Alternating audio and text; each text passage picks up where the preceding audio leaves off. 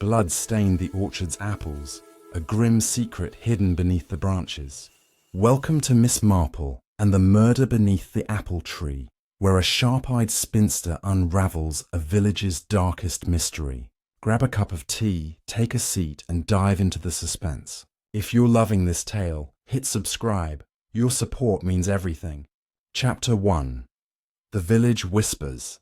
In the quaint village of St. Mary Mead, where cottagers huddled like old friends under thatched roofs and the air smelled of fresh-baked scones and blooming roses, life moved at a gentle pace. But on this crisp autumn morning in 1952, something felt off. Miss Jane Marple, the elderly spinster with her fluffy white hair pinned neatly and her knitting needles always at the ready, sat by her window in her cosy home, Rose Cottage. She sipped her morning tea, Earl Grey with a splash of milk, and gazed out at the orchard across the lane. The apple trees were heavy with ripe fruit, their branches sagging like weary arms after a long harvest. Little did she know, beneath one of those trees, a dark secret was about to shatter the peace. Miss Marple had lived in St. Mary Mead her whole life, observing the comings and goings of her neighbours with a keen eye that missed nothing. People often underestimated her, seeing only a frail old lady who loved gardening and gossip. But she had a mind like a steel trap, piecing together puzzles from the smallest clues. That morning, as the sun peeked over the hills, painting the sky in soft pinks and golds, she noticed Mrs. Eliza Hargrove hurrying down the path toward the village shop. Mrs. Hargrove, a widow in her 50s with a sharp tongue and a fondness for floral dresses, looked flustered, her cheeks flushed and her hat askew. Odd, Miss Marple murmured to herself, setting down her teacup. Eliza isn't one to rush unless there's trouble brewing. The village was small, with just a few hundred souls calling it home. There was the post office run by Mr. Wilkins, a jolly man with a moustache that twitched when he laughed. The church where Reverend Clements delivered sermons on kindness and forgiveness, and the local pub, the Blue Boar, where farmers gathered for pints and tall tales. But lately, whispers had spread like wildfire through the hedgerows. Rumours of arguments at Hargrove Manor, the grand old house on the edge of the orchard, owned by the late Mr. Hargrove's family. His nephew, young Timothy Hargrove, had inherited it recently, a handsome fellow in his 30s, with slicked back hair and a city suit that screamed London sophistication. Timothy had arrived 2 weeks ago, claiming he wanted to settle down and manage the apple farm, but villagers suspected he was after more than just fruit. As Miss Marple finished her toast with marmalade, a knock echoed at her door. It was Dolly Bantry, her dear friend from up the hill, bursting in with wide eyes and a newspaper clutched in her hand. "Jane, have you heard? There's been a dreadful accident, or worse, in the orchard," Dolly exclaimed, her voice trembling as she plopped into a chair, her ample figure squeezing into the cushions. Dolly was the wife of Colonel Bantry, a retired military man, and she thrived on local drama. Miss Marple adjusted her spectacles and leaned forward. "Do tell, Dolly. What sort of accident?" Dolly unfolded the paper, though it was just the local Gazette with no fresh news yet. "It happened last night. Old Mr. Perkins, the groundskeeper at Hargrove Manor, found him this morning. It's Reginald Croft, the village solicitor. Dead as a doornail under the big apple tree. They say his head was bashed in. Oh, it's too gruesome." Reginald Croft was well known in St. Mary Mead, a portly man in his 60s, with a bald head that shone like polished brass, and a habit of quoting legal jargon over tea. He handled wills and disputes, and lately he'd been seen arguing with Timothy Hargrove about the estate. Miss Marple's knitting paused mid-stitch. "Bashed in, you say? That doesn't sound like an accident. Poor Reginald. He was always so precise, like a clockwork mouse." Word spread quickly, as it does in small places. By midday, the village green buzzed with villagers clustering like bees. Constable Polk, a young officer with an earnest face and a bicycle that squeaked, arrived to cordon off the orchard. "Nothing to see here, folks," he called, but no one listened. Miss Marple decided to take a stroll, her sensible shoes crunching on the gravel path. She carried a basket of apples she'd picked earlier. a perfect excuse to wander near the scene. As she approached the orchard fence, she saw the body being covered with a sheet, the red apples scattered around like drops of blood. A chill ran down her spine, not from the cool breeze, but from the sense of malice in the air. Timothy Hargrove stood nearby, pale and shaking, talking to Inspector Slack from the county police. Slack was a gruff man with a moustache like a broom and a no-nonsense attitude. He often dismissed Miss Marple's insights as old lady chatter.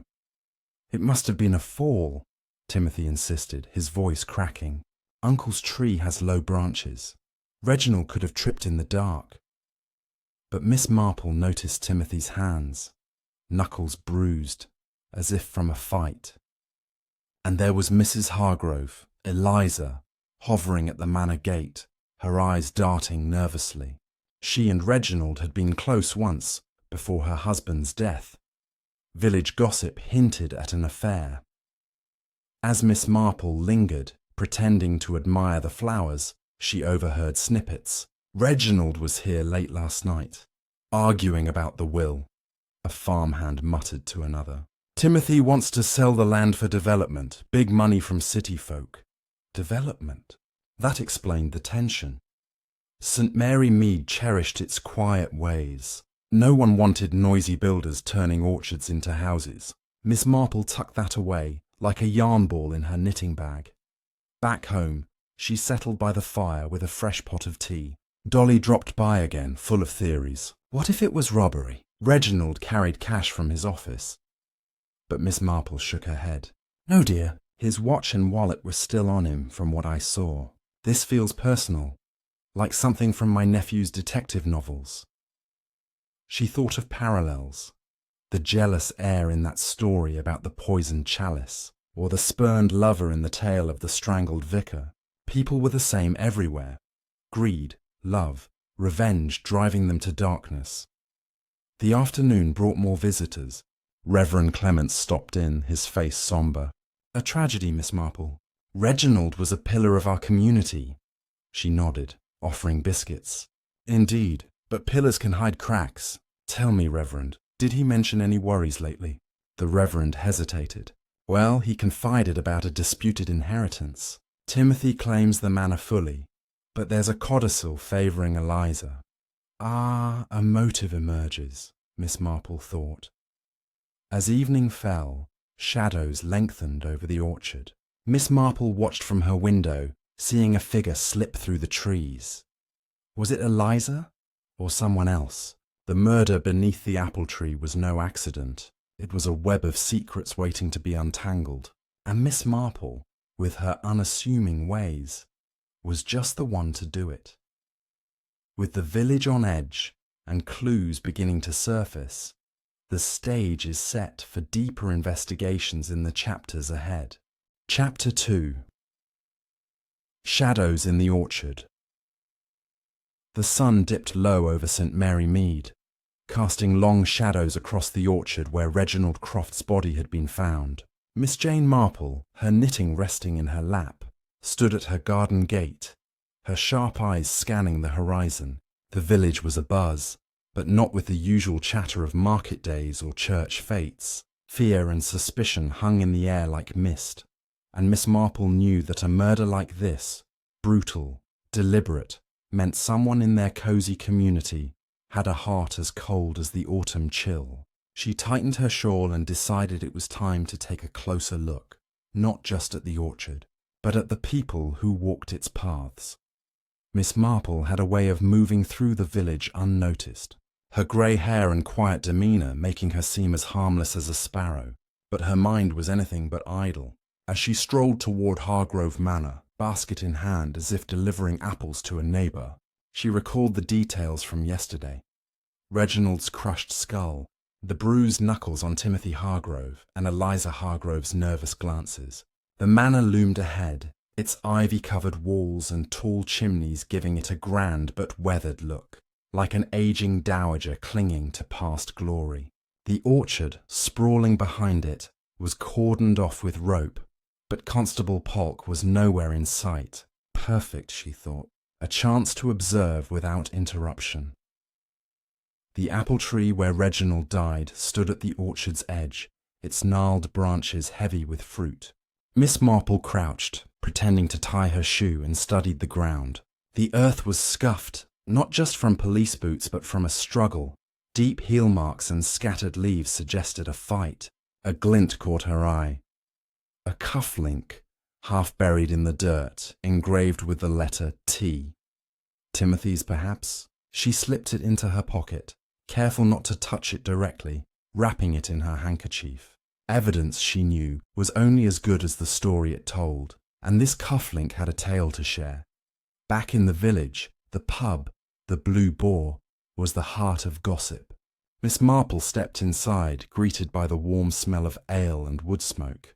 The regulars were there. Mr. Wilkins, the postmaster, nursing a pint. Mrs. Price, the baker's wife, whispering to her friend. And young Sally, the barmaid, polishing glasses with a frown. Miss Marple ordered a small sherry, purely to blend in, and listened. "Heard Timothy was furious with Reginald," Mr. Wilkins said, his moustache twitching. "Something about the manor's deeds. Reginald wouldn't budge, said it was all legal." Mrs. Price leaned in, and Eliza was there too that night. Saw her myself, slipping out of the manor gate after dark. Miss Marple sipped her sherry, her mind racing. Eliza Hargrove, the widow, had been close to Reginald years ago. If there was a codicil in the will favouring her, as Reverend Clements hinted, that gave her motive. But Timothy, with his city ways and bruised hands, seemed just as likely. And what about old Mr. Perkins, the groundskeeper who found the body?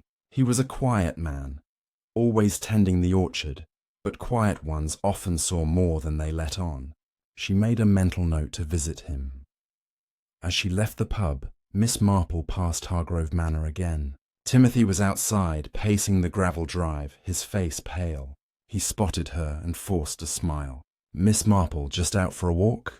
His voice was too smooth, like oil on water. "Indeed, Mr. Hargrove," she replied, her tone mild.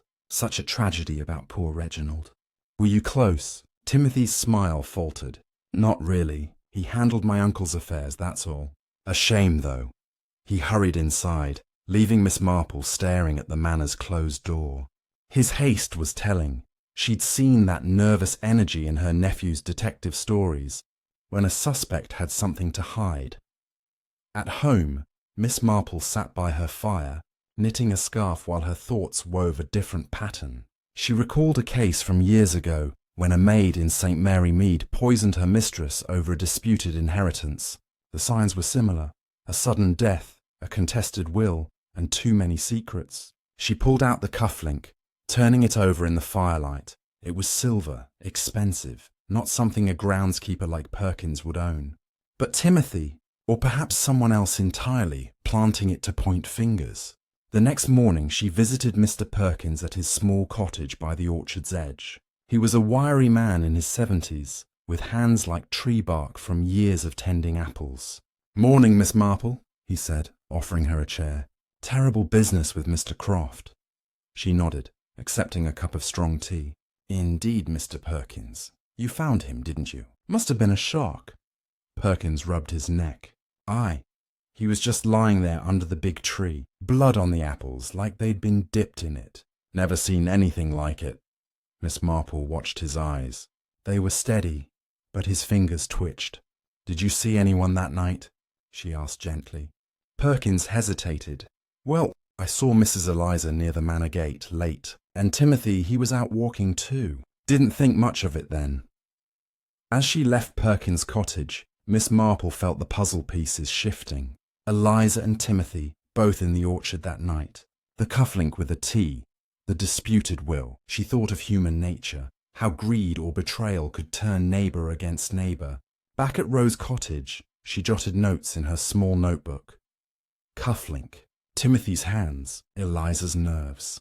Perkins' twitch. The village was a tapestry, and someone had pulled a thread loose. The day ended with a soft rain pattering on her window. Miss Marple looked toward the orchard, where secrets lay buried as deep as the roots. She knew the truth was close, but it would take more than a single clue to unravel it. Tomorrow, she'd dig deeper, perhaps starting with Eliza Hargrove's story. As the rain falls and suspicions grow, the mystery tightens its grip on St. Mary Mead, pulling us closer to the truth in the chapters to come. Chapter 3. The Widow's Tale. The rain had stopped by morning, leaving St. Mary Mead glistening under a weak October sun. Miss Jane Marple, her umbrella tucked under her arm, walked purposefully toward Hargrove Manor. Her mind was sharp, piecing together the threads of Reginald Croft's murder. Today she aimed to speak with Eliza Hargrove, whose nervous glances and late-night wanderings near the orchard hinted at a story yet untold. The manor's iron gates creaked as she approached, the air heavy with the scent of wet leaves and unspoken truths. Eliza was in the garden, clipping roses with a pair of shears, her hands trembling slightly.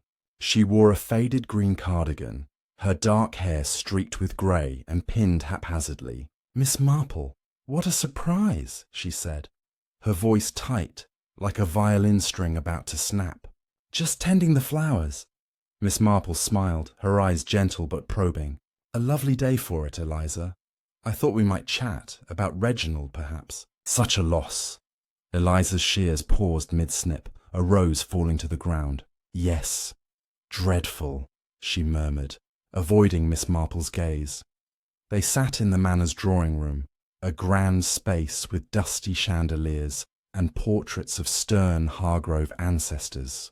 Eliza poured tea, her hands unsteady, the china clinking softly. Miss Marple sipped, noting the faint smell of lavender in the air. "You and Reginald were friends, weren't you?" she asked, her tone as soft as the cushions they sat on. Eliza's lips tightened. "Once, perhaps. Years ago, before my husband passed. Reginald handled our legal affairs, that's all."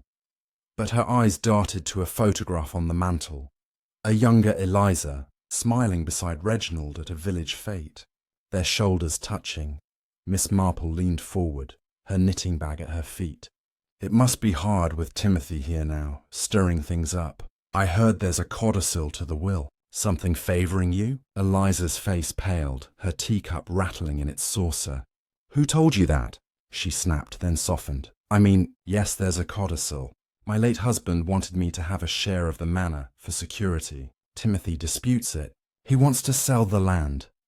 Her voice cracked, and she twisted a handkerchief in her hands. "Reginald was reviewing it when it happened." Miss Marple nodded, her mind cataloguing details.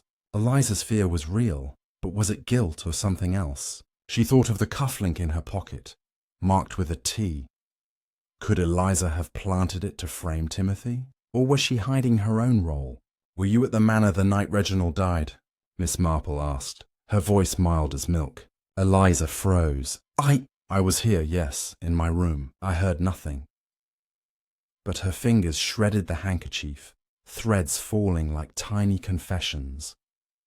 As Miss Marple left the manor, she noticed a groundskeeper's shed near the orchard, its door ajar. Curious, she peeked inside.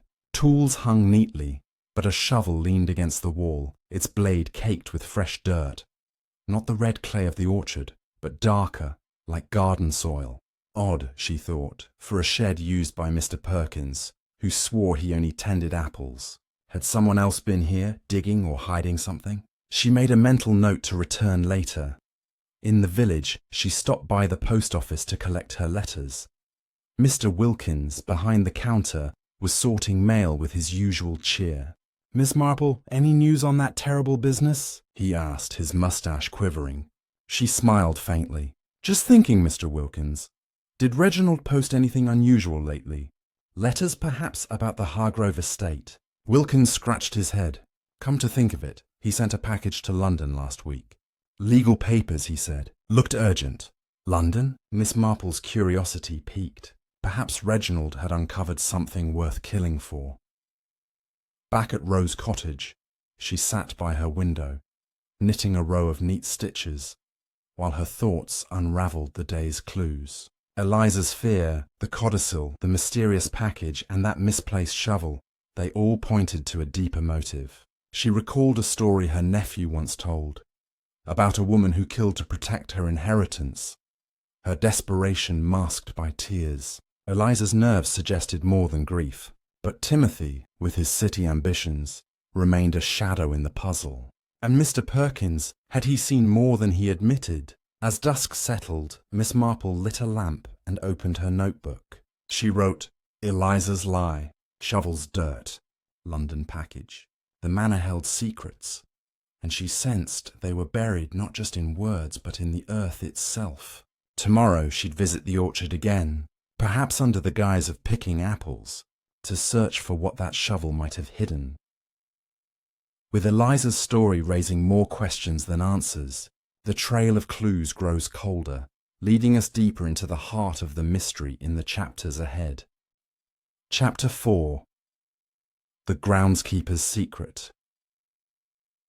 The morning mist clung to St. Mary Mead like a shroud, curling around the apple trees and softening the edges of Hargrove Manor's looming silhouette. Miss Jane Marple, her sensible hat firmly in place and a basket swinging from her arm, stepped lightly along the orchard path.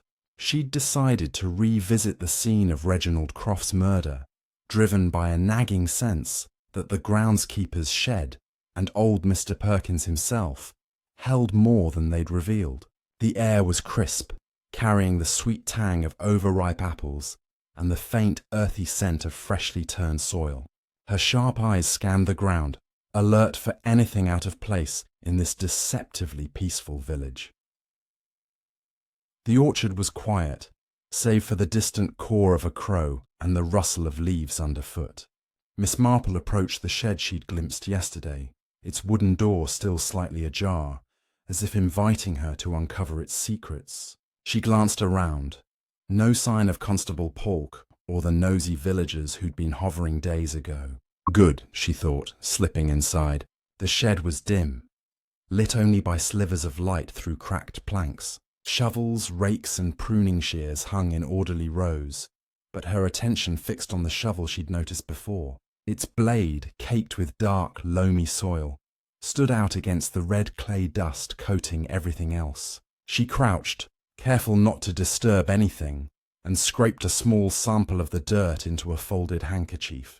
It was rich, almost black, like the soil from the manor's rose garden, not the orchard's lighter earth. Why would a groundskeeper use a garden shovel here? Miss Marple's mind turned to possibilities. Something buried, perhaps, or moved in haste. She examined the shed further, noticing a battered tin box tucked behind a sack of fertilizer. Inside were odds and ends, rusted nails, a broken pocket knife, and a crumpled receipt from a London stationery shop dated a week ago.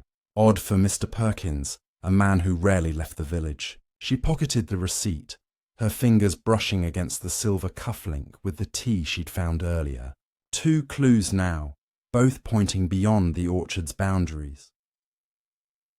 Leaving the shed, Miss Marple made her way to Mr. Perkins' cottage, a squat stone building nestled at the orchard's edge. Smoke curled from the chimney, and the faint clink of dishes suggested he was home. She knocked, her smile as warm as a summer afternoon.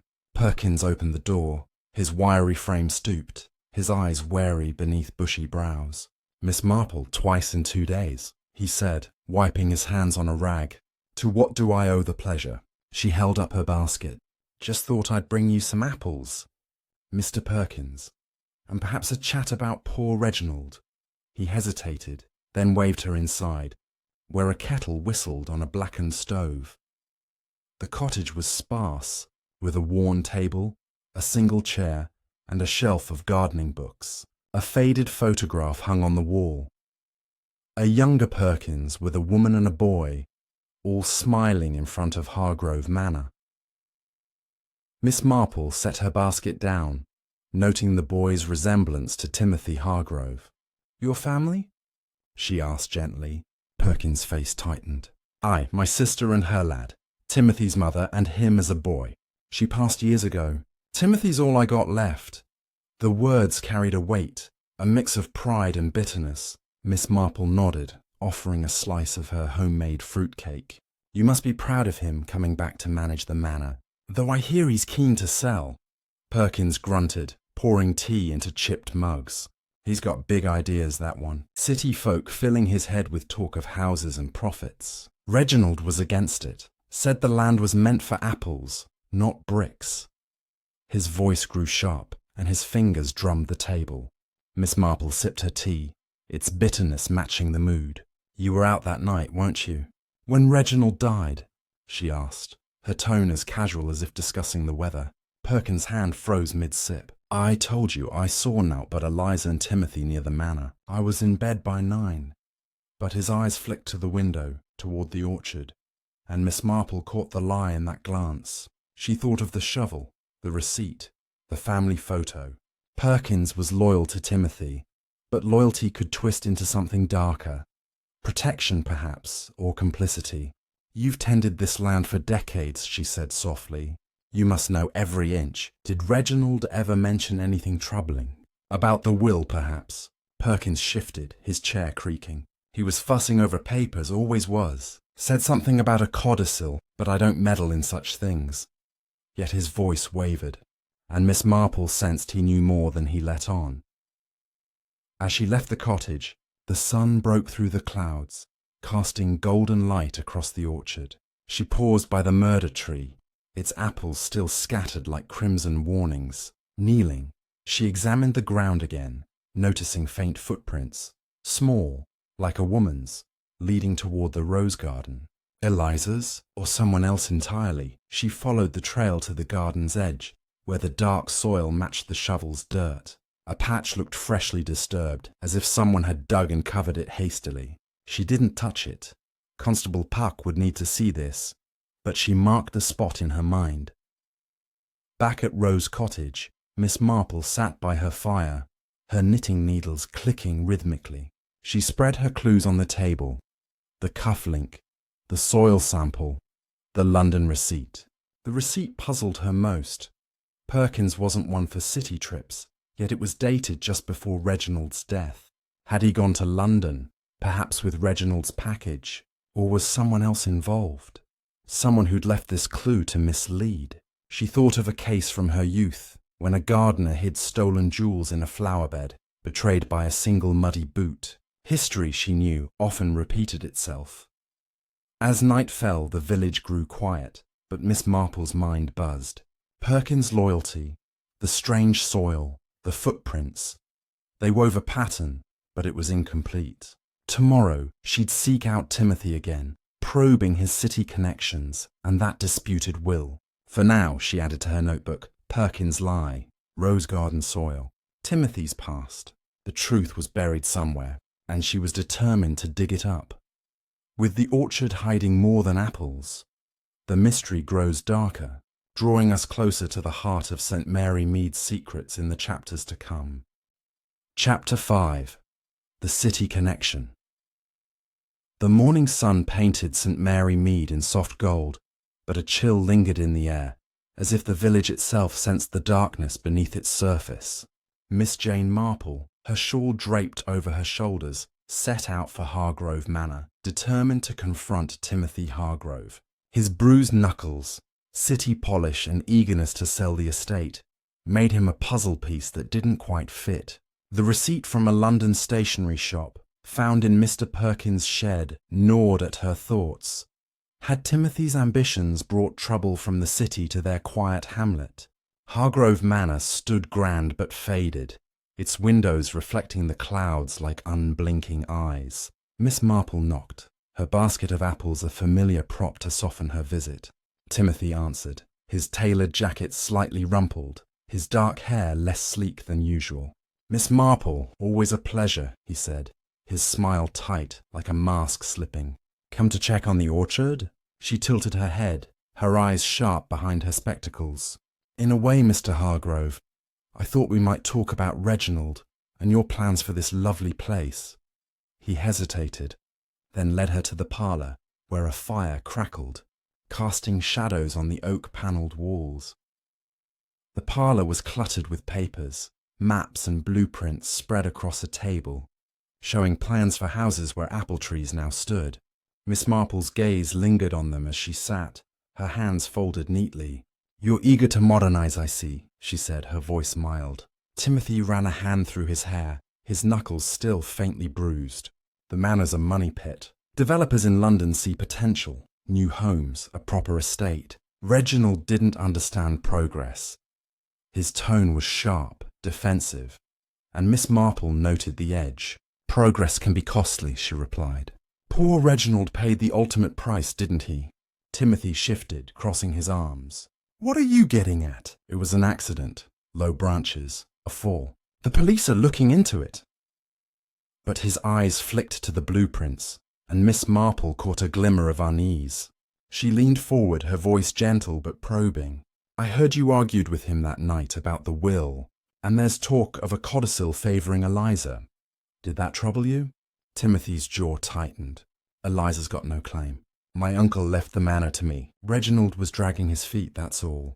I didn't touch him. Miss Marple nodded, her mind racing. His denial was too quick, like a rehearsed line. She thought of the cufflink with the tea, now tucked safely in her knitting bag. You've been to London recently, haven't you? She asked, watching his reaction. His face paled slightly, but he recovered fast. Business meetings. Developers, you know. Nothing to do with Reginald, she smiled faintly.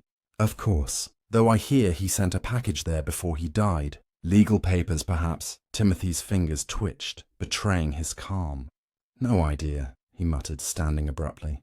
I've got work to do, Miss Marple. As she left the manor, Miss Marple paused by the gate, noticing a sleek black car parked nearby. Not a village vehicle, but one with a London plate. A man in a grey suit leaned against it, smoking a cigarette, his face half hidden by a fedora. He glanced at her, then quickly looked away. City trouble, she thought, her suspicions deepening. She decided to visit the post office again, hoping Mr. Wilkins might recall more about Reginald's package. The post office was quiet, its counter cluttered with stamps and parcels. Mr. Wilkins greeted her with a nod, his moustache twitching. Back so soon, Miss Marple. More letters? She smiled, setting her basket down. Just curiosity, Mr. Wilkins. That package Reginald sent to London. Do you recall the address? He scratched his chin, then pulled out a ledger. Let's see. Yes, here it is. A law firm, Baxter and Sons, in Chancery Lane. Marked urgent, heavy it was too. Miss Marple's heart quickened. A law firm meant legal documents, perhaps the codicil, or something more damning. On her way home, she passed the church, where Reverend Clements was tending the graveyard. She stopped to chat, her mind still on Timothy's unease and the stranger's car. Reverend, did Reginald ever mention a London connection? A law firm, perhaps? Clements looked thoughtful, brushing dirt from his hands. He did say he was consulting colleagues in the city about the Hargrove estate. Something about protecting the land. He was worried, Miss Marple. Said someone was pressuring him. Her mind flashed to Timothy and the man in the fedora. Pressure from whom? At Rose Cottage, Miss Marple spread her clues on her table. The cufflink, the soil sample, the receipt, and now a note about Baxter and Sons. She recalled a village scandal years ago when a land deal turned sour and a man was blackmailed into silence. Timothy's London ties suggested more than just development plans. Perhaps a deal gone wrong, or a secret Reginald had uncovered. She added to her notebook Timothy's denial. London car, Baxter and Sons. The city's shadow loomed over St. Mary Mead, and she sensed it held the key to the murder. As twilight settled, Miss Marple gazed at the orchard, where the apple trees stood like silent sentinels. The stranger's car was gone, but its presence lingered in her thoughts. Tomorrow she'd dig into the London connection, perhaps by writing to her nephew Raymond, who knew city folk. For now, the village held its breath, waiting for the next clue to surface. With city secrets creeping into the countryside, the web of lies grows tighter, pulling us deeper into the heart of the mystery in the chapters ahead. Chapter 6. The London Letter. The morning air in St. Mary Mead carried a bite, the kind that made Miss Jane Marple pull her scarf tighter as she stepped out of Rose Cottage. Her mind buzzed with yesterday's discoveries. Timothy's evasiveness, the mysterious London car, and the package Reginald sent to Baxter and Sons. She decided to write to her nephew, Raymond West, a writer with contacts in London who could inquire about the law firm. But first, she needed to revisit the village post office, where a hunch told her more clues might linger. The streets were quiet, save for the crunch of leaves under her sensible shoes and the distant chime of the church bell. The post office smelled of ink and old paper, a comforting contrast to the orchard's grim secrets. Mr. Wilkins stood behind the counter, sorting letters with practiced hands. "Miss Marple, you're becoming a regular," he said, his moustache twitching with a smile. She returned it, setting her basket down. "Just checking on a few things, Mr. Wilkins. That package Reginald sent, did he mention what was in it? Or receive anything in return?" Wilkins frowned, flipping through his ledger. "Now you mention it. A letter came for him from London the day before he, well, you know, from Baxter and Sons, marked personal. He collected it himself. Looked mighty serious. A letter from London, just before the murder."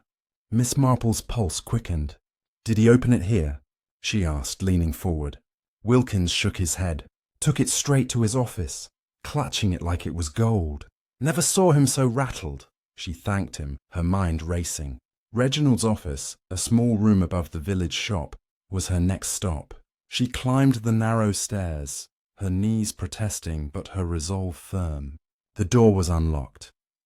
Constable Polk had searched it but left it accessible, a small oversight in a small village. The office was cramped, with a desk piled high with legal files and a dusty typewriter. Miss Marple scanned the room, her eyes catching on a wastebasket tucked under the desk. Among crumpled papers was a torn envelope, postmarked from Baxter and Sons. She pieced it together, revealing a partial address and a wax seal, broken but ornate, with a crest she didn't recognize. No letter inside, but a faint pencil scrawl on the envelope read, "Codicil confirmed. Urgent." Her heart skipped. The codicil favouring Eliza was real, and Reginald had proof. Proof someone might kill to destroy. She tucked the envelope into her knitting bag, next to the cufflink and receipt. As she descended the stairs, she nearly bumped into Sally, the barmaid from the Blue Boar, carrying a parcel. "Oh, Miss Marple." Sally gasped, her freckled face flushing. "Didn't see you there. Just dropping off some papers for Mr. Croft's clerk." Sally's eyes were red, as if she'd been crying. Miss Marple tilted her head. "You knew Reginald well, didn't you, dear?" Sally nodded, biting her lip. "He was kind, helped me with a loan when my mum was sick. But lately he was scared. Said someone was watching him." Miss Marple's mind flashed to the man in the fedora by the London car. "Did he say who?" she asked gently. Sally shook her head. "No, but he mentioned a meeting in the orchard that night. Said it was about the manor's future." She hurried off, leaving Miss Marple standing in the shop's doorway, her thoughts swirling. A meeting in the orchard? Had Reginald been lured to his death? Back at Rose Cottage, she penned a letter to Raymond, asking him to inquire discreetly about Baxter and Sons and any connections to Timothy or the Hargrove estate. She sealed it and posted it herself, wary of prying eyes. Then she sat by her fire, knitting a row of tight stitches as she pieced together the puzzle.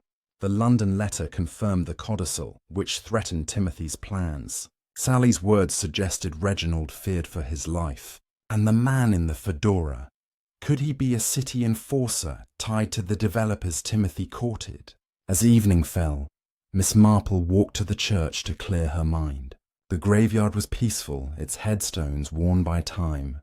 She paused by Reginald's fresh grave, marked only by a wooden cross until a stone could be carved. A single apple lay at its base, its red skin gleaming oddly in the dusk. She bent to examine it, noticing a tiny puncture mark, like a needle's prick.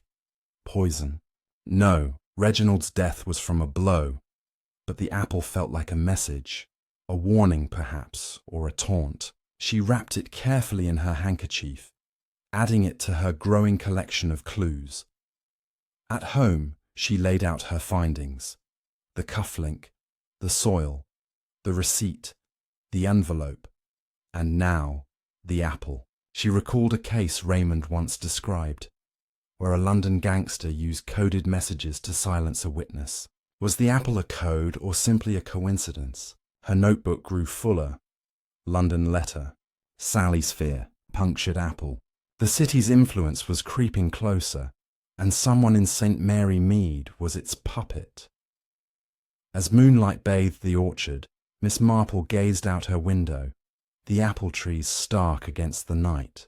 The truth was near, but danger was nearer.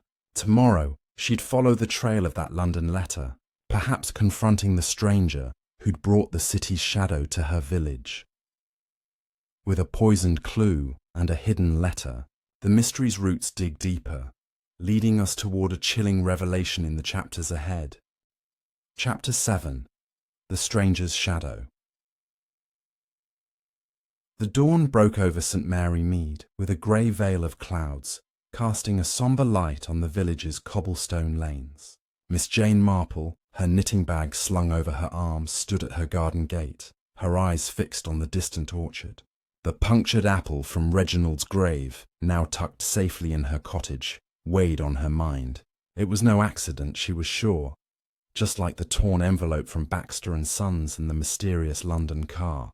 Today, she resolved to track down the stranger in the fedora, whose presence hinted at a city plot entwined with the village's tragedy. Miss Marple headed toward the Blue Boar, the pub where gossip flowed as freely as ale. The stranger had been seen near Hargrove Manor, and someone in the village might know more. Inside, the pub was quiet, its wooden beams glowing faintly in the morning light. Sally, the barmaid, polished glasses behind the counter, her freckled face pale. Miss Marple ordered a small glass of elderflower cordial, settling onto a stool. "Sally, dear," she began, her voice soft as a lullaby. "Have you seen a man about lately? Not from the village? Grey suit, fedora, perhaps?" Sally's hands paused, her eyes darting to the door. "I might have. Yesterday, near the manor. He was talking to Timothy. Looked like business. Didn't catch his name." Miss Marple nodded, her mind cataloguing the detail. Timothy's city connections were growing clearer, and this stranger was a key thread. She thanked Sally and stepped outside, noticing a faint tyre track in the mud near the pub. Wide, like those of a city car. She followed the lane toward the manor, her steps measured but purposeful. The black car was gone, but a cigarette butt lay in the grass, its filter marked with a faint gold band. She picked it up with her handkerchief, noting its brand. Expensive, not sold in the village shop. Another clue pointing to London. At Hargrove Manor, the gates were open, and Miss Marple spotted Timothy in the driveway, loading a suitcase into his car. His face was drawn, his movements hurried. "Leaving so soon, Mr. Hargrove?" she called, her tone light but her eyes sharp. Timothy flinched, nearly dropping the case. "Just a quick trip to London, Miss Marple. Business, you know." He forced a smile, but his hands shook slightly. She tilted her head. "With your friend in the fedora, perhaps? I saw him here yesterday." Timothy's eyes widened, then narrowed. "No idea who you mean. I've got to go." He climbed into his car and sped off, leaving a cloud of dust. Miss Marple lingered, her gaze falling on the rose garden near the manor. The disturbed patch of soil she'd noticed earlier seemed even more uneven now, as if someone had returned to it. She knelt, pretending to admire the roses, and brushed the dirt with her fingers. Beneath the surface, something hard grazed her hand. A small metal box, rusted but intact. She pried it open, revealing a folded letter, its edges singed as if someone had tried to burn it. The letterhead read Baxter and Sons, and the text confirmed the codicil. Eliza was to inherit half the manor's value, with a clause protecting the orchard from development, a motive for murder clear as day. Her heart raced, but she kept her composure, slipping the letter into her bag. As she stood, a shadow moved behind the garden hedge. Quick, deliberate. She froze, her senses sharp. "Who's there?" she called, her voice steady. No answer, but the rustle of leaves betrayed a retreat. She didn't follow, too risky. But the incident confirmed her suspicions. Someone was watching, guarding their secrets. Was it Timothy back already, or the stranger lurking nearby? Back at Rose Cottage, Miss Marple sat by her fire, spreading her clues on the table. The cufflink, the soil, the receipt, the envelope, the apple, the cigarette butt, and now the singed letter. She recalled a case from her nephew's novels, where a city thug intimidated a village witness to protect a land deal. The stranger's presence felt like that. A hired hand, perhaps, ensuring Timothy's plans went unchallenged. But why the singed letter? Had someone tried to destroy it, only to hide it instead? She decided to visit Dolly Bantry, whose knack for gossip might shed light on the stranger. Dolly welcomed her with a tray of scones, her eyes bright with curiosity. "Jane, you're deep in this, aren't you?" she said, pouring tea. Miss Marple smiled faintly. "Just tying loose ends, Dolly. Have you heard of any city folk visiting lately, besides Timothy's business friends?" Dolly leaned in, her voice low. "Mrs. Price saw a man at the station 2 days ago, sharp suit, fedora. Said he asked about Hargrove Manor, then took a taxi to the inn. Not our usual sort. The inn." Miss Marple hadn't considered it. She thanked Dolly and headed there. A small building with ivy-covered walls. The innkeeper, Mrs. Turner, was sweeping the porch. "Good day, Mrs. Turner," Miss Marple said, her basket swinging. "Any new guests lately? A gentleman from London, perhaps?" Mrs. Turner nodded. "A Mr. Baxter checked in 3 days ago. Keeps to himself, pays in cash. Left this morning, though." Baxter? The name hit like a thunderbolt. A connection to the law firm, here in St. Mary Mead. As night fell, Miss Marple sat at her desk, adding to her notebook. Stranger. Mr. Baxter. Singed letter. Timothy's flight. The puzzle was taking shape, but danger loomed closer. Tomorrow she checked the inn for traces of this Mr. Baxter, and perhaps confront Eliza about the hidden letter. For now, the orchard's shadows grew longer, whispering of secrets yet to be unearthed. With a city stranger and a hidden letter, the mystery's stakes rise, drawing us toward a dangerous truth in the chapters ahead. Chapter 8.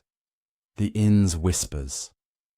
The first light of dawn filtered through the lace curtains of Rose Cottage, casting delicate patterns on the worn oak floor where Miss Jane Marple stood, her hands clasped thoughtfully behind her back. She had barely slept, her mind a whirlwind of the previous day's discoveries.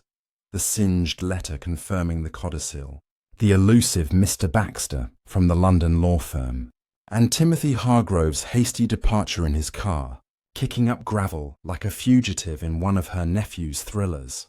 The punctured apple from Reginald's grave still sat on her sideboard, wrapped in a napkin, its tiny wound a stark reminder that symbols could be as deadly as deeds in a village where everyone knew everyone else's business, or thought they did. Today, she decided, she would begin at the inn, where Mrs. Turner had mentioned Mr. Baxter's brief stay. Perhaps traces of his presence lingered, like footprints in fresh snow, ready to lead her closer to the truth behind Reginald Croft's brutal end.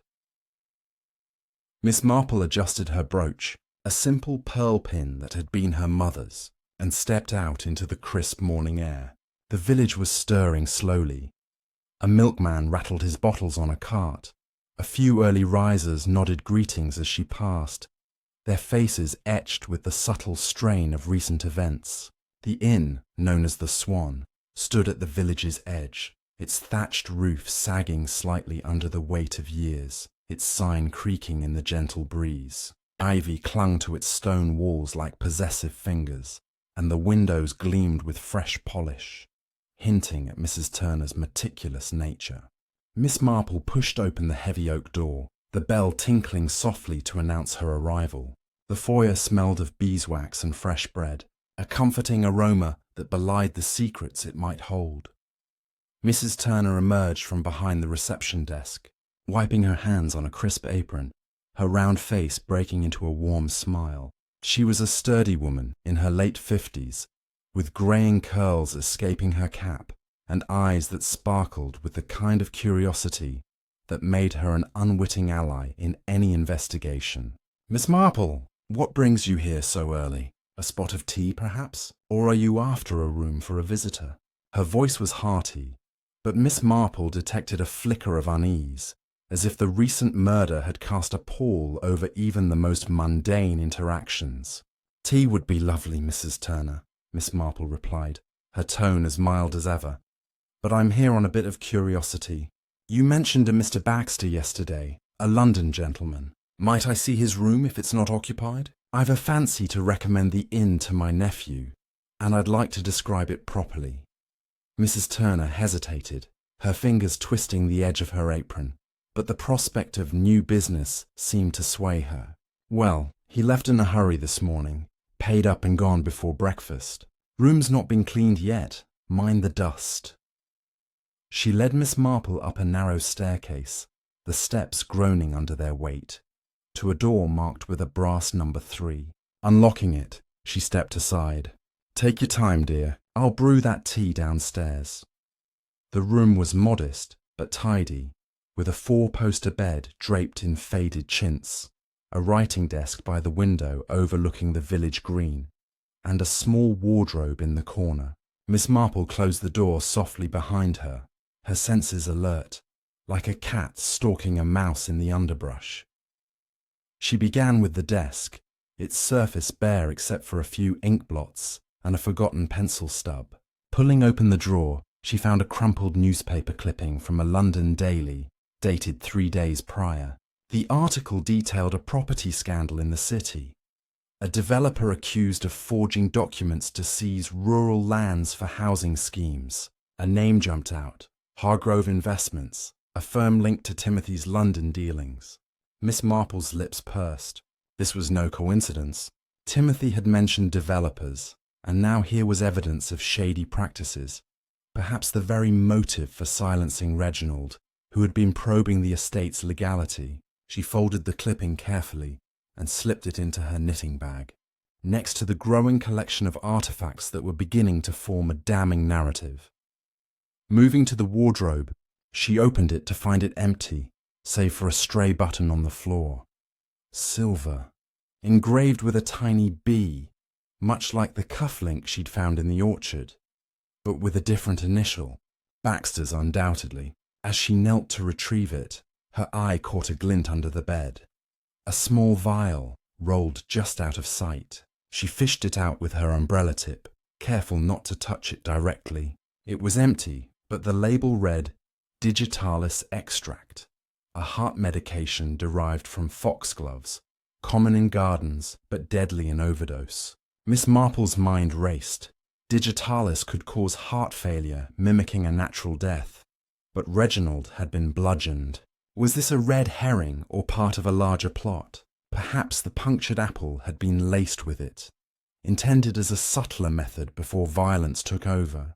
She wrapped the vial in her handkerchief, adding it to her bag, her thoughts weaving connections like the intricate patterns in her knitting. The window drew her next, its sill dusted with fine powder, as if someone had leaned there often, gazing out. Miss Marple peered through the glass, noting a clear view of the path leading to Hargrove Manor and the orchard beyond. From here, Mr. Baxter could have watched comings and goings, timing his moves like a chess master. She spotted a faint smudge on the pane. Lipstick? No, more like wax from a seal, perhaps from another letter. Scraping a sample with her nail, she tucked it away. Descending the stairs, she found Mrs. Turner waiting with a steaming pot of tea and a plate of biscuits in the cosy parlour. "Find what you needed, Miss Marple?" the innkeeper asked, pouring a cup with steady hands. Miss Marple settled into a chintz armchair, the cushions sighing under her slight frame. "Quite helpful, thank you. Tell me, did Mr. Baxter have any visitors, or make calls, perhaps?" Mrs. Turner sat opposite, her eyes widening slightly. "He kept to himself mostly, but yes. A young man came by last evening. Tall, dark hair, looked like that Hargrove nephew," they argued in hushed tones upstairs. "I caught words like codicil and deals off." Then the young man stormed out. Mr. Baxter left soon after dawn. Said he had a train to catch. Miss Marple sipped her tea, the hot liquid steadying her as the pieces aligned. Timothy had met Baxter here, arguing about the very document she'd unearthed in the rose garden. Was Baxter an ally or a threat? The property scandal clipping suggested the law firm might be entangled in forgery, perhaps advising Timothy on how to circumvent the codicil or eliminate obstacles like Reginald.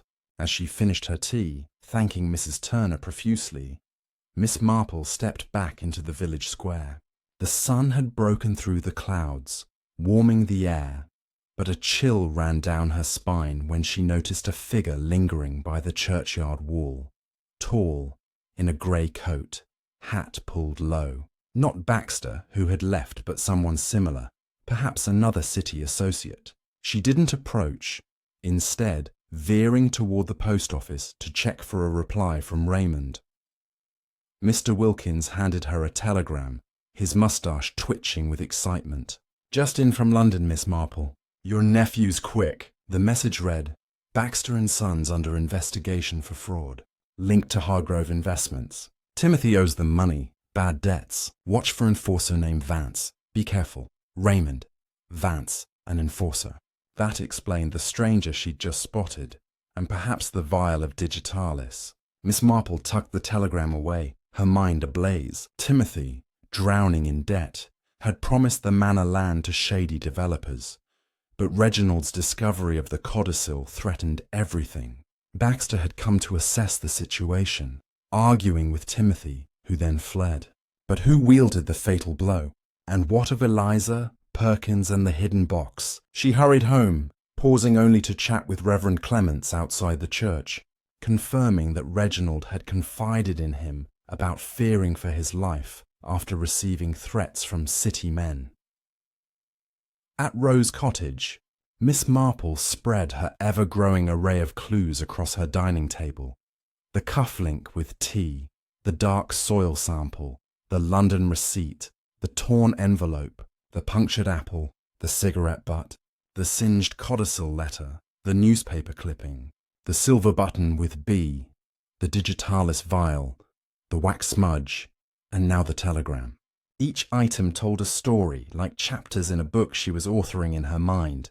She recalled a distant case in St. Mary Mead, when a debt-ridden farmer had hired a thug to scare off a rival, only for it to end in tragedy. Parallels abounded: greed, desperation, outsiders meddling in village affairs. Timothy's bruised knuckles suggested he'd been in the fight, but perhaps Vance or Baxter had delivered the blow, with Perkins covering tracks in the shed. The afternoon brought an unexpected visitor, Eliza Hargrove, her face pale and drawn, knocking urgently on the door. "Miss Marple, I need to talk," she said, stepping inside without invitation, her floral dress rumpled as if she'd dressed in haste. They sat in the parlour, the fire crackling softly. Eliza twisted her hands, her voice trembling. "I know you've been asking questions. About the codicil, Reginald. I hid that letter in the garden after he gave it to me for safekeeping. He said Timothy was dangerous, in debt to bad people. I tried to burn it, but couldn't. Then Reginald was killed, and I buried it deeper." Miss Marple listened, her eyes kind but piercing. "Did you see anything that night, Eliza?" "In the orchard?" Eliza's tears fell. "I heard shouts, Timothy and Reginald arguing. Then a thud. I ran, frightened, but I saw another man fleeing, hat low, toward the village." Vance, Miss Marple thought, the enforcer. Eliza's confession cleared her somewhat, but motives lingered. Jealousy over the estate, perhaps. As Eliza left, promising to speak to Inspector Slack, Miss Marple watched from her window, spotting the grey-coated figure again, slipping behind a hedge. Danger was closing in, but so was the truth. She penned a note to Constable Polk, urging him to search the rose garden properly, and prepared for what might be a confrontation at Hargrove Manor. As the sun dipped low, painting the sky in hues of amber and crimson, Miss Marple felt the weight of the village's secrets pressing down. The inn's whispers had revealed much, but the final threads remained tangled. Tomorrow, with Raymond's warnings in mind, she'd face the shadows head-on, perhaps luring the guilty into the light. With confessions and city threats emerging, The mystery hurtles toward its climax, beckoning us into revelations in the chapters to come. Chapter 9. The Orchard's Confession. The morning mist hung low over St. Mary Mead, veiling the orchard in a ghostly shroud that seemed to whisper of secrets yet to be unearthed. Miss Jane Marple stood at her cottage door, her knitting bag heavier with clues.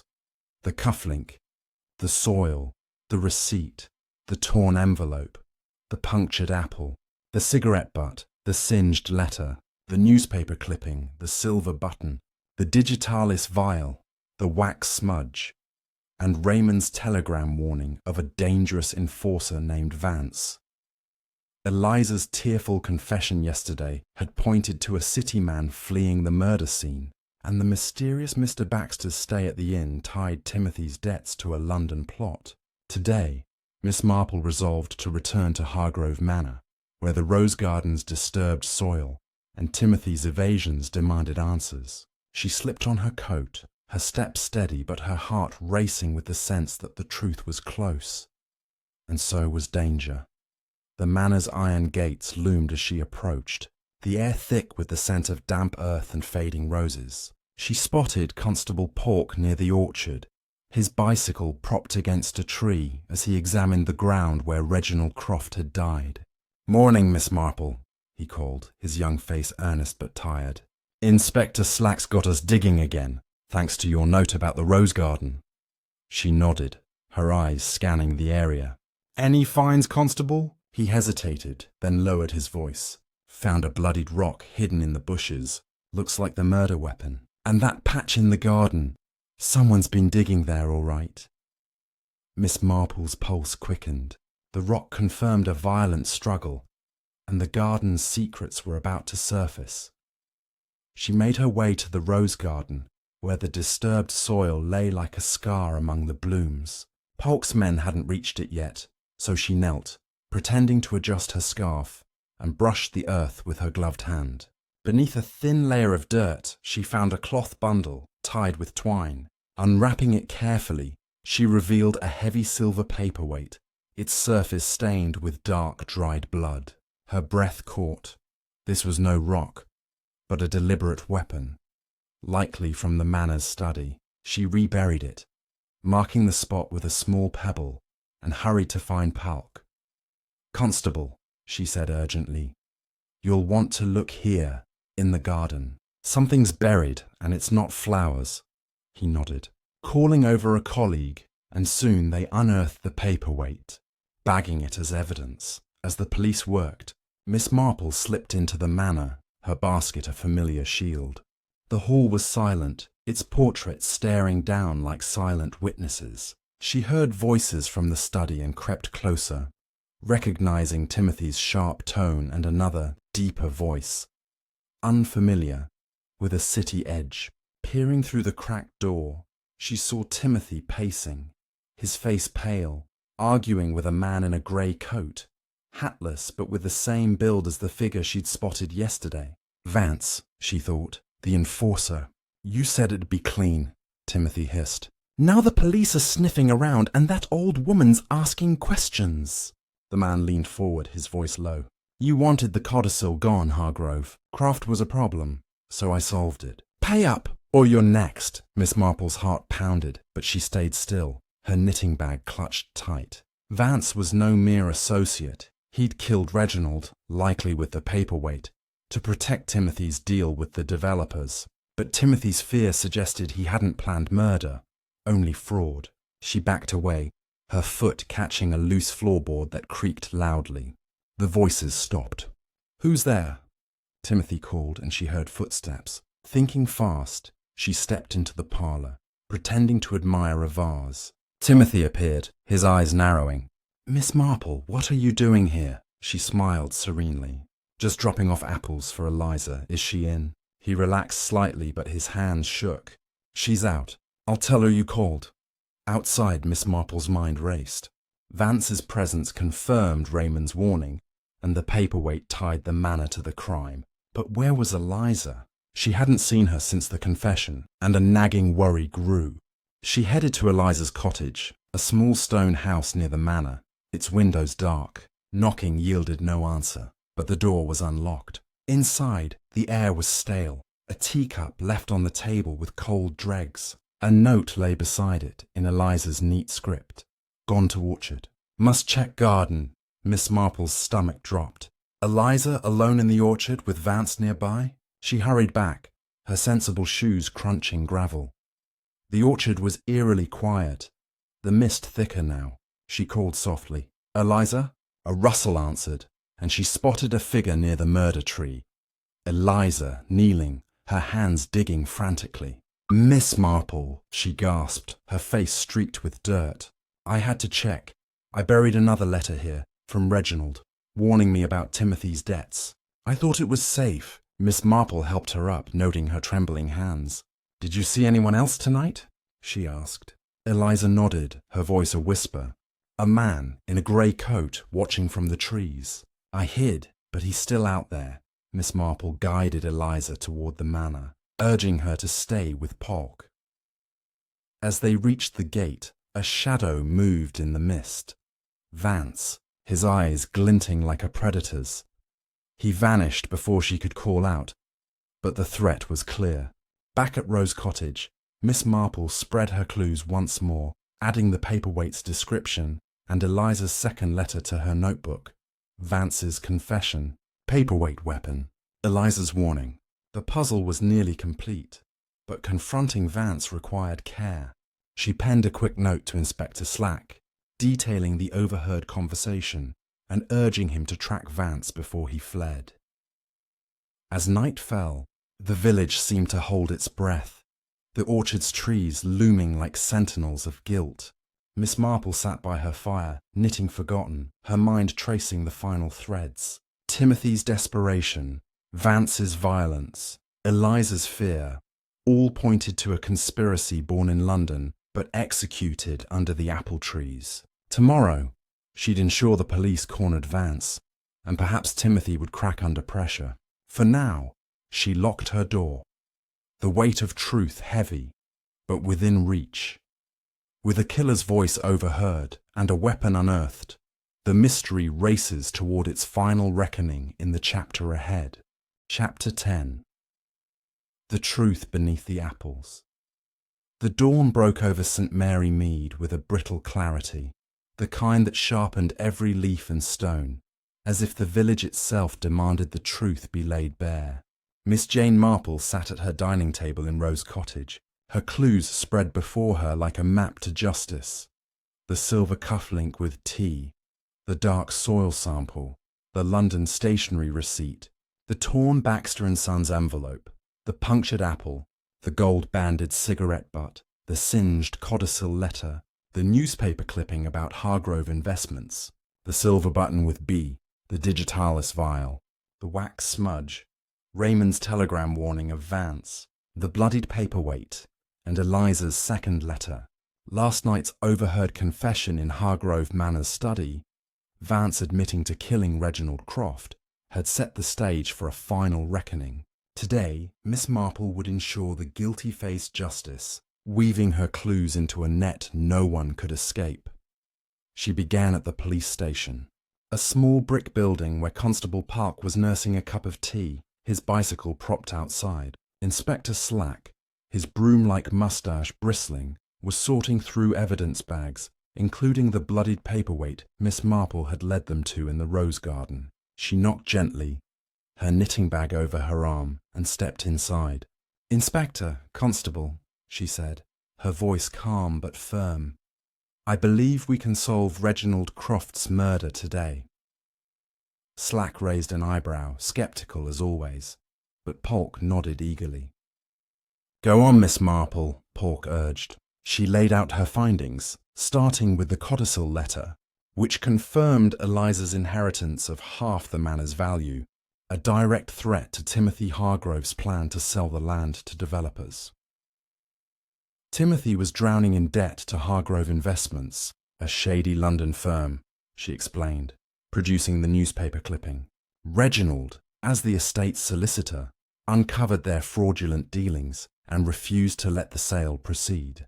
He sent the codicil to Baxter and Sons for verification, receiving a reply that made him a target. She held up the torn envelope and the singed letter. Eliza hid these to protect herself, fearing Timothy's desperation. But Timothy wasn't alone. A man named Vance, an enforcer for the firm, came to St. Mary Mead. She showed the silver button and cigarette butt, tying Vance to the inn and the manor. Last night, I overheard Vance at the manor, admitting he killed Reginald to silence him, using a paperweight from the study. Slack's eyes narrowed. That's quite a tale, Miss Marple. But where's this Vance now? She produced Raymond's telegram, warning of the enforcer. He's still in the village, I believe, watching from the shadows. I saw him last night near the orchard, and Eliza confirmed a man in a grey coat fleeing the murder scene. She paused, her voice steady. Timothy didn't wield the weapon. His bruised knuckles suggest he fought with Reginald, perhaps trying to reason with him. But Vance delivered the fatal blow. The punctured apple at Reginald's grave was a warning, likely laced with digitalis from this vial, meant to scare him into silence before violence took over. Polk gasped, but Slack grunted. And the groundskeeper Perkins? He's been cagey. Miss Marple nodded, pulling out the London receipt and soil sample. Mr. Perkins, loyal to his nephew Timothy, covered tracks. He buried the paperweight in the rose garden, using a shovel with garden soil, not orchard clay. But he's no murderer, just a man protecting family. She leaned forward, her eyes sharp. We need to find Vance before he flees and confront Timothy. He's back from London, likely at the manor now. Slack, grudgingly impressed, rallied his men. Miss Marple led them to Hargrove Manor, where the orchard stood silent, its apples gleaming like blood drops in the morning light. Timothy was in the study, his suitcase still packed, his face haggard. Eliza stood nearby, her hands clasped, her eyes wide with fear. Mr. Hargrove, Slack barked, we're taking you in for questioning about Reginald Croft's murder. Timothy paled, his voice shaking. I didn't kill him. I argued with him. Yes, about the sale. But I never... He stopped, glancing at the door, where a shadow moved. Miss Marple turned, spotting the grey-coated figure, Vance, slipping toward the orchard. There, she cried, and Polk sprinted after him, 2 constables in tow. A brief chase ended with Vance tackled near the murder tree, his hat tumbling into the grass. He snarled, struggling, but the constables cuffed him. In his pocket they found a silver cufflink, identical to the one marked T, but this one bore a V. Miss Marple's lips pursed. A matched pair, planted to mislead, perhaps by Vance himself to frame Timothy. Back at the manor, Timothy collapsed into a chair, his defiance crumbling. I owed money, he admitted, his voice hoarse. Hargrove Investments promised to clear my debts if I sold the manor land. Reginald found out they were forging deeds, threatened to expose them. I begged him to stay quiet, but he wouldn't. That night, we fought in the orchard. He punched me. I hit back. Then Vance showed up, said he'd handle it. I ran, heard a thud. I didn't know he'd kill him, Eliza gasped, tears falling. You let Reginald die for money, she whispered. Timothy hung his head, silent. Miss Marple stepped forward, her voice gentle but firm.